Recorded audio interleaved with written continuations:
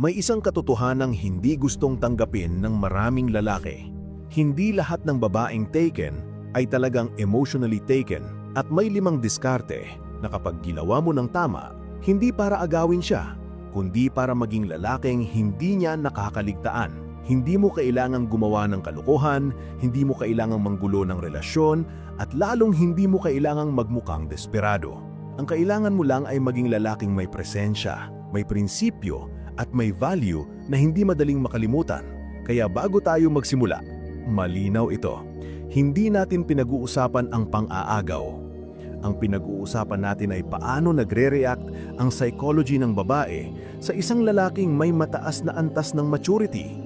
At kung naiintindihan mo ang 5 teknik na ito, hindi mo na kailangang humabol dahil ang atensyon ay kusa na lang dumadaloy sa direksyon mo. Simulan natin sa una, ang diskarte na halos walang gumagamit pero pinakamalakas. Hindi ka nag-a-appear bilang threat. Ang taken na babae ay sanay sa mga lalaking bigla na lang nag-iiba ang tono pag narinig ang boses niya. She knows that look. Alam niya ang tingin ng lalaking may gusto pero nagtatago. Pero kapag ang approach mo ay natural, kalmado, at walang halong pagnanasa, nagbabago ang dynamics. Bakit? Dahil hindi ka gumaganap sa script ng karamihan. Kapag hindi ka nagmamadaling makuha ang pansin niya, nagiging comfortable siya, at ang comfort ay doorway papunta sa curiosity. Ang tanong na hindi niya masabi pero nararamdaman niya ay, bakit parang hindi siya nag-i-exist sa'yo kagaya ng epekto niya sa iba? At doon nagsisimula ang unang bitak sa atensyon niya. Hindi dahil gusto ka niya, kundi dahil hindi ka niya babasa. At ang hindi nababasa ay hindi makakalimutan. Ikalawa, ang disiplina sa sarili. Ito ang magnetic trait na hindi mo kailangang ipagyabang. Hindi ka kailangang maging gym freak, hindi ka kailangang maging sobrang gwapo. Pero kapag hawak mo ang sarili mong emosyon, kilos at direksyon, may nararamdaman ng babae na hindi niya maramdaman sa karamihan ng lalaki. Kapag may boyfriend ang isang babae, sanay siya na siya ang emotional center ng lalaki. Pero kapag nakita kanya na may sariling buhay, sariling layunin, at hindi niya kayang ikutin ang mood mo kahit subconsciously, doon lumalabas ang respeto. At ang respeto ay pumapalit sa initial attraction. Hindi ka maamo, hindi ka needy, hindi ka naghahanap ng validation. At kapag hindi niya makuha ang validation mo, nagiging aware siya sa presensya mo kahit hindi ka nagsasalita. Tinatawag iyon na silent dominance at hindi iyon toxic. Iyon ay leadership energy. Ikalawa't kalahati dahil mas malalim ito. Ang babae ay madaling makasense ng lalaki na mayabang versus lalaki na disiplinado. Ang mayabang ay nagpipilit. Ang disiplinado ay kalmado. Ang mayabang ay nagtatangka. Ang disiplinado ay nagmamasid. Ang mayabang ay nagsasalita para mapansin. Ang disiplinado ay nagsasalita lamang kapag may laman. At kapag may boyfriend ang babae, pero nakasalamuha niya ang lalaking may ganitong klaseng calm strength, hindi niya mapigilan ang instinct na tingnan ka. Hindi dahil infidelity, dahil biology. Ang babae ay wired para ma-attract sa lalaki na kayang i-regulate ang sarili.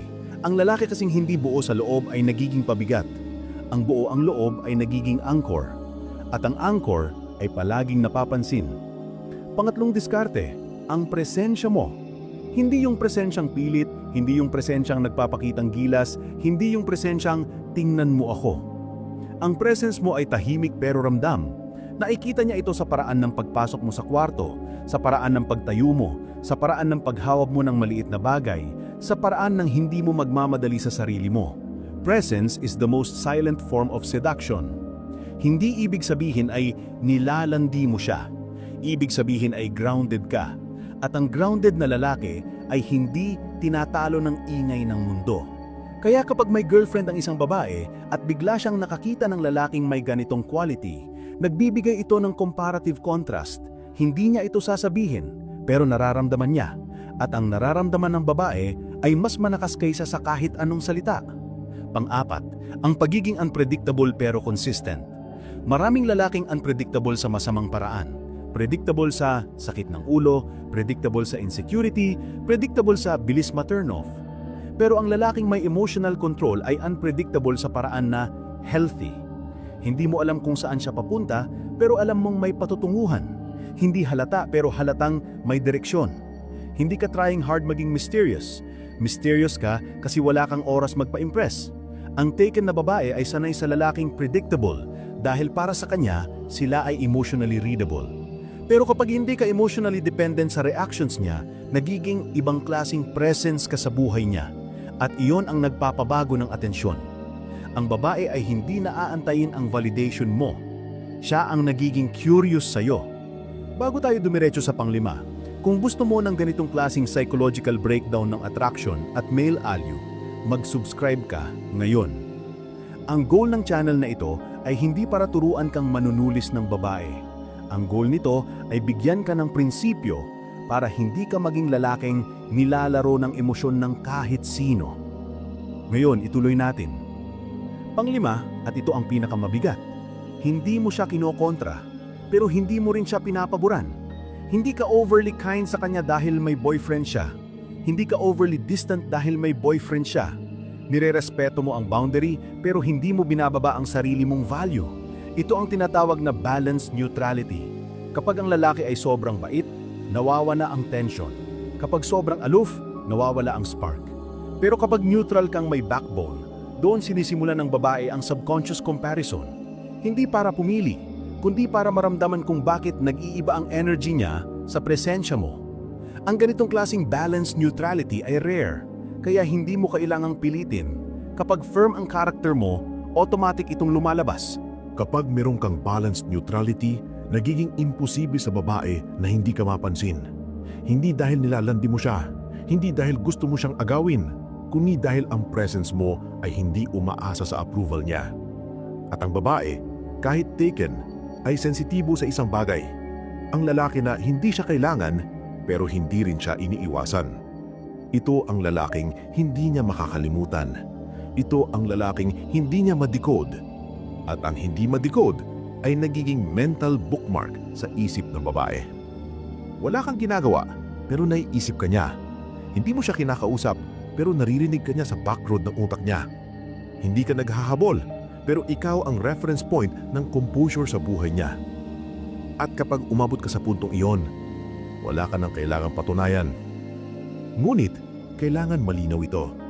Hindi mo kailangan gamitin ito para agawin ng sinuman. Hindi mo kailangang sirain ang relasyon niya. Ang dapat mo lang gawin ay maging lalaking worth noticing. Dahil kahit taken ng babae, hindi ibig sabihin ay wala siyang instinct. At ang instinct ng babae ay hindi tanong kung may boyfriend siya. Ang instinct ng babae ay tanong kung sino ang lalaking may tunay na lakas. Hindi lakas sa salita, hindi lakas sa yaban, kundi lakas sa tahimik na paraan ng paghawak ng sarili. Kapag nasa harap mo ang isang babae at naramdaman niyang hindi matitinag ang presence mo, nagbabago ang chemistry sa paligid. Ramdam niya ito sa tono ng boses mo, sa galaw ng balikat mo, sa bilis ng paghinga mo. At hindi niya ito makokontrol. Ganoon kalakas ang epekto ng lalaki na may grounded masculinity. Ang malaking pagkakamali ng maraming lalaki ay iniisip nilang para mapansin ng babae, kailangan nila maging mas gwapo, mas mayaman, mas nakakatawa, o mas expressive. Ang hindi nila alam, ang pinaka-nakakapukaw ng atensyon ay hindi performance, kundi consistency. Hindi ka man pinakagwapo, hindi ka man pinakamayaman, pero kapag consistent ka sa character mo, nagiging hindi ka ma-ignore. Ang taken na babae ay madaling madistract ng lalaking may strong consistency.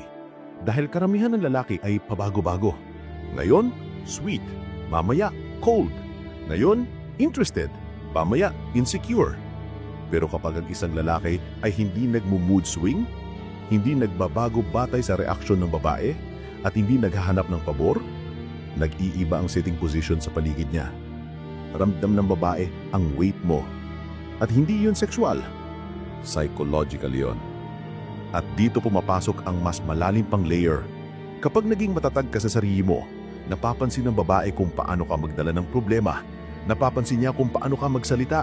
Napapansin niya kung paano mo hawakan ang selos, inggit, pressure o stress. At kung nakikita niyang hindi ka natitinag sa mga bagay na nagpapabagsak ng karamihan ng lalaki, doon pumapasok ang admiration. At kapag nagkaroon siya ng admiration sa'yo, kahit taken siya, nararamdaman niya ang shift sa energy. Hindi niya ito aaminin, pero may respeto siyang hindi niya kayang ibigay sa ibang lalaki. At ang respeto na yun ang dahilan bakit napapalingon siya kahit hindi ka tumitingin sa kanya. Pero ano ang dapat mong gawin kapag napapansin mo na siyang tumitingin, nakikinig o nagiging receptive sa presence mo? Simple lang. Wala.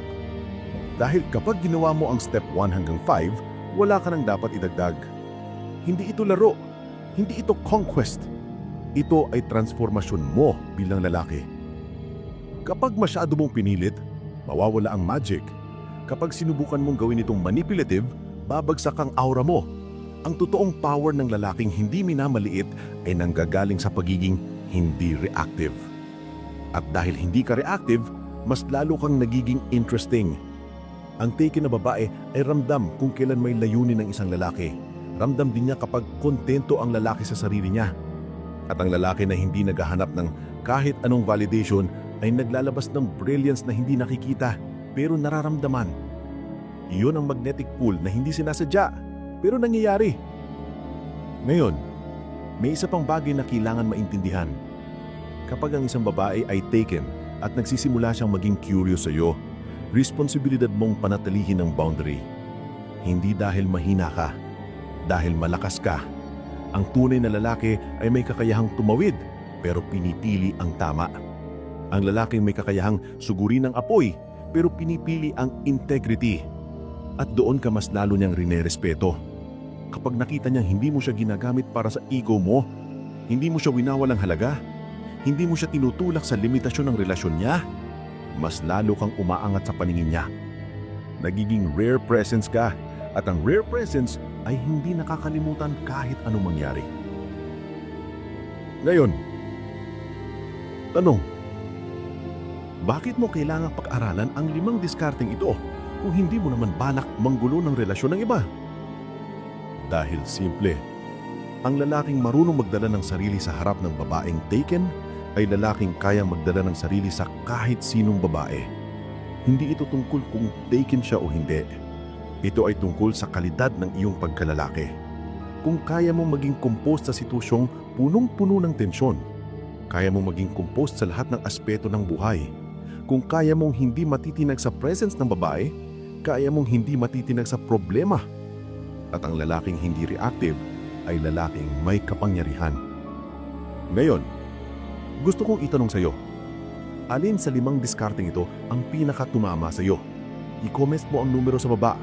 At kung gusto mo pa ng malalalim pang breakdown tungkol sa psychology ng attraction, ang value ng emotional na control, at kung paano maging lalaking hindi basta-basta nalulunod sa presyo ng mundo, mag-like at mag-subscribe ka na ngayon. Ang channel na ito na hindi para sa lalaki na naghahanap lang ng atensyon. Ang channel na ito ay para sa lalaking gustong maging matatag, grounded, at hindi natitinag. Magkita tayo sa susunod.